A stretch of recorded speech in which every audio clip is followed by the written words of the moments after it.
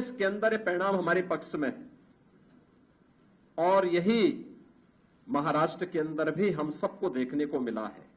एक प्रचंड और अभूतपूर्व ऐतिहासिक विजय भारतीय जनता पार्टी महायुति गठबंधन को महाराष्ट्र के अंदर प्राप्त हुआ है। यह जो जनादेश महाराष्ट्र के अंदर प्राप्त हुआ है, यह राम और राष्ट्र के आराधक आदरणीय प्रधानमंत्री जी के यशस्वी नेतृत्व को नए भारत के नए महाराष्ट्र के विश्वास की मोहर है। दर्शकों का एक बार पुनः स्वागत है और आज विशेष दिन है, खास तौर से उनके लिए जो भाजपा से हैं और भाजपा समर्थित हैं। आज बाई पोल में जिस तरह से भाजपा ने जीत दर्ज की है, उसको देखकर विरोधी विपक्षी दल ने इसको करप्शन का पर्याय भी बता दिया और किसी ने कुछ कहा। वहीं वायनाड में प्रियंका गांधी ने 6 लाख से ज़्यादा वोट हासिल किए, पर वहां किसी ने नहीं कहा कि इलेक्शन में करप्शन हुआ है। अमितलाल जी, इस तरह की बातें क्यों उठती हैं कि जहां पर हम जीतते हैं वहां सब कुछ ठीक है और जहां हम हारते हैं वहां पर करप्शन होता है, वहां भ्रष्टाचार होता है, वहां चीटिंग होती है? ये क्या है? ये राजनीतिक पार्टियों की सोच बन गई है कि जब वो हारते हैं तो ईवीएम पे अपना गुस्सा उतारते हैं, लेकिन जहां वो जीतते हैं वहां वो नहीं कहते हैं कि ईवीएम ने यहाँ पे कोई गलत काम किया। कुछ खींच जैसे कही जाएगी, खींच निकालना। ये खीज ही है और क्या है, ये खीज ही है। अपनी गलती महसूस नहीं करते हैं। आज कांग्रेस महाराष्ट्र में क्यों हारी, उसका एक ही जवाब है कि जब आपने मुस्लिमों को प्रोटेक्ट करना और उनकी नाजायज बातों को भी मानना शुरू कर दिया तो लोगों को उसका जवाब देने के लिए आगे आना पड़ा। अगर ये जो उलेमाओं ने 10% की बात करी थी उसका विरोध करते तो शायद ये नौबत आज नहीं आती। हाँ, क्योंकि उस मांग पर कांग्रेस की तरफ से कोई स्पष्ट रूप दिखाई नहीं पड़ा था। नहीं, मौन सहमति थी। मौन सहमति दे दी।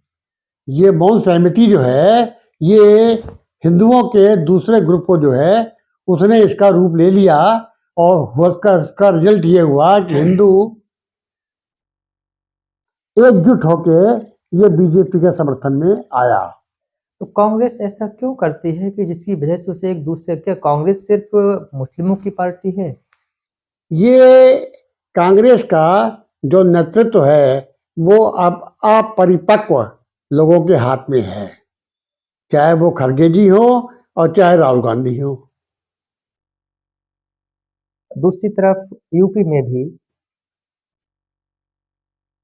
विपक्ष की करारी हार हुई है।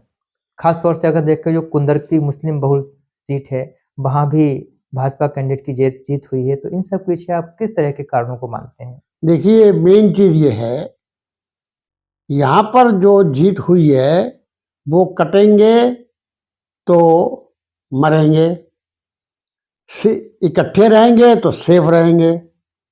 इस नारे पे यहाँ का चुनाव यूपी का हुआ और इसी वजह से 9 में से 7 सीटें जो है वो बीजेपी गठबंधन वाले को मिली है।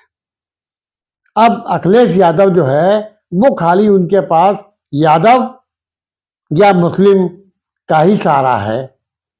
एक सीट उन्होंने जीती वो यादवों के बल पे जीती और दूसरी सीट जो जीती वो मुस्लिमों के बल पे जीती, लेकिन उन्हें यह एहसास हो गया कि अब हम अगर इन्हीं दोनों के सहारों पे चलेंगे तो कभी जिंदगी में सफल नहीं हो सकता। लेकिन अखिलेश जी ने तो ये मांग की है कि हम कुंदरकी पर पुनः इलेक्शन के लिए कोर्ट जाएंगे।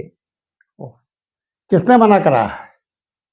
कुंदरकी पे ही क्यों जाएंगे भाई? बाकी जो 7 जगह हारे हैं वहां क्या है?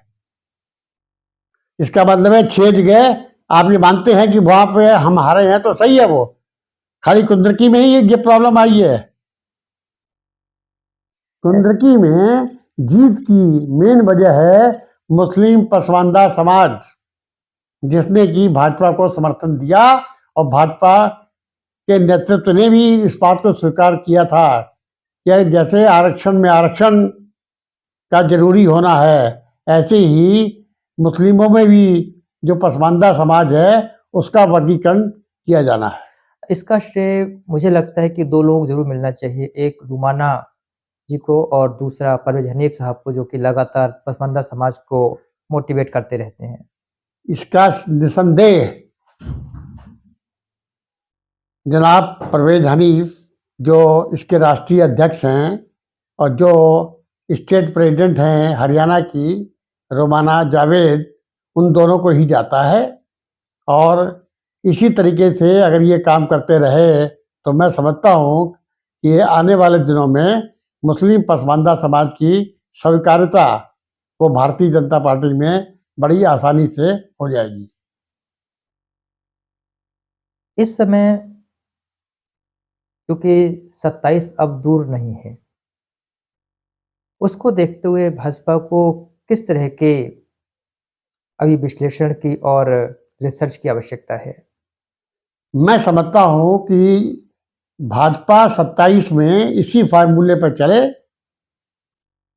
कि हिंदू किसी जाति में नहीं है, किसी भी जाति का हिंदू हो वो हिंदू है, और बटेंगे तो कटेंगे और इकट्ठे रहेंगे तो सेफ रहेंगे।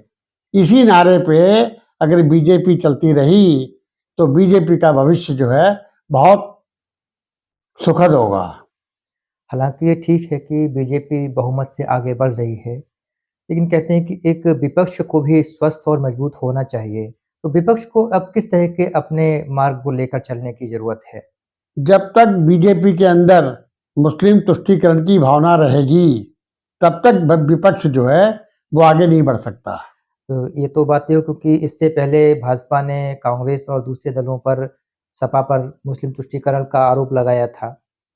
अब अगर वो खुद ही मुस्लिम तुष्टीकरण कर रही है तो क्या इसमें भी उसकी खिलाफत नहीं होगी कि भाई आप तो हमारी हिंदू पार्टी थे, अब आप मुस्लिमों को साथ ले रहे हैं? मुस्लिमों को साथ लेना और मुस्लिमों का तुष्टीकरण ये अलग अलग विषय है। थोड़ा सा इसको समझाइएगा। आप इसे एक में ना लें। बीजेपी मुस्लिमों का तुष्टीकरण नहीं कर रही है। जो मुस्लिमों का वास्तविक हक है वो उसे बीजेपी को देना ही पड़ेगा, और यही एक राजा का कर्तव्य है कि वो अपनी सारी प्रजा को एक ही नजर से देखे, चाहे वो हिंदू हो चाहे मुसलमान हो। यानी अटल बिहारी वाजपेयी जी का जो कथन था कि राजा को राजधर्म निभाना चाहिए। हाँ ठीक है, बिल्कुल राजा को राजधर्म ही अपनाना चाहिए, और मैं समझता हूँ कि मोदी जो भी कर रहे हैं वो राजधर्म ही अपना रहे हैं। आज के इस जीत पर आप किस तरह से अपनी भावनाओं को व्यक्त करेंगे? मैं ये कह सकता हूँ कि आज की जीत आने वाले भविष्य की जीत है, और भाजपा इसमें 100% कामयाब रही है। जहां तक झारखंड का सवाल है कि वह भाजपा क्यों हारी, वहां पे लोगों ने, जो इन्होंने हेमंत सोरेन को जेल भेजा था, वो लोगों ने उचित नहीं समझा, और जिसकी वजह से भाजपा को वहां पे हारना पड़ा।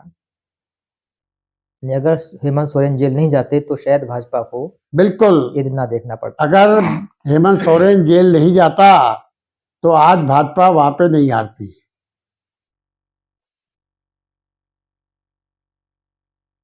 आपने एक अच्छा विश्लेषण किया।